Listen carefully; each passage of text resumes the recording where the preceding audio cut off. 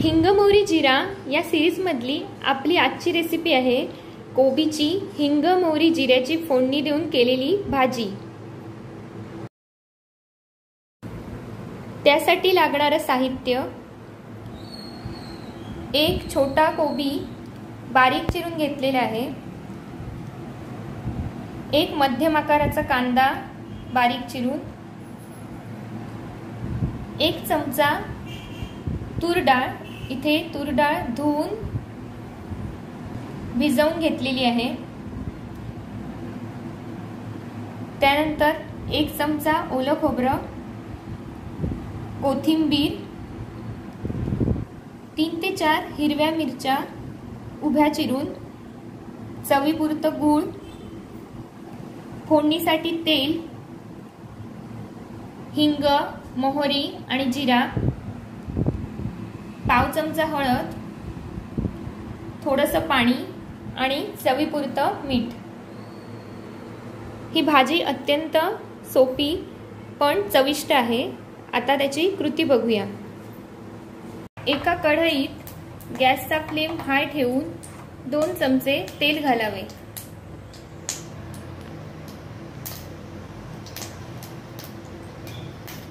तेल गरम झाले की त्यात 1 चमचा मोहरी,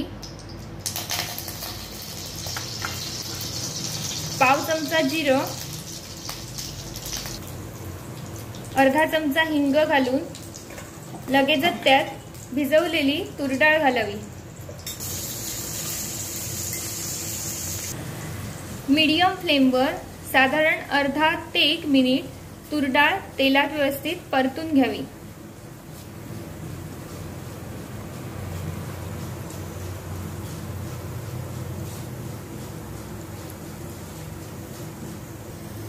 आता त्यात 2 हिरव्या मिरच्या आणि कांदा घालावा आणि परतून घ्यावे। गॅसचा फ्लेम हाय करून कांदा मऊ होई तोपर्यंत तेलात चांगला परतून शिजू द्यावा।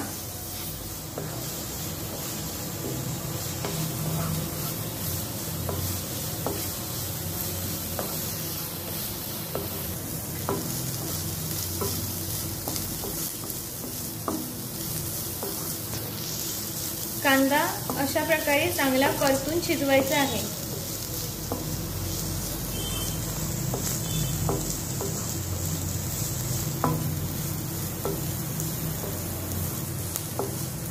कांद्याला चांगला गुलाबी रंग आला की त्यात घालायचं आहे कोबी।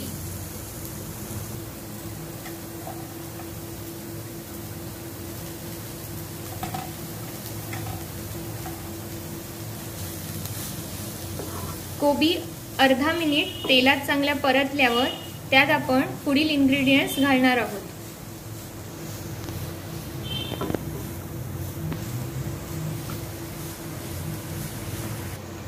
पाव चमचा हळद, चवीनुसार गूळ, उभ्या चिरलेल्या राहिलेल्या 2 मिरच्या आणि अर्धा चमचा हिंग। आता पुन्हा एकदा भाजी व्यवस्थित ढवळून त्यावर थोडंसं पाणी मारायचं आहे।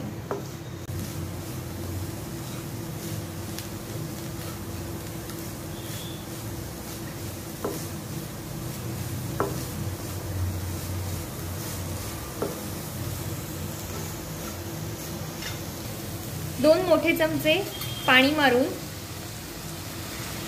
गॅस मीडियम फ्लेमवर करून आपण झाकण ठेवून ही भाजी थोडा वेळ शिजवणार आहोत। 3 ते 4 मिनिटांनंतर कढईवरचे झाकण उघडून भाजी पुन्हा एकदा व्यवस्थित परतून घ्यावी।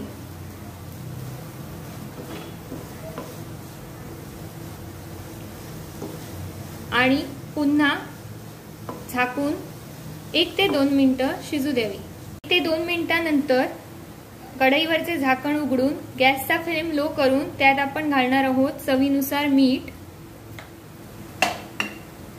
ओलं खोबरं आणि कोथिंबीर व पुन्हा एकदा भाजी व्यवस्थित एकत्र करून घेणार आहोत।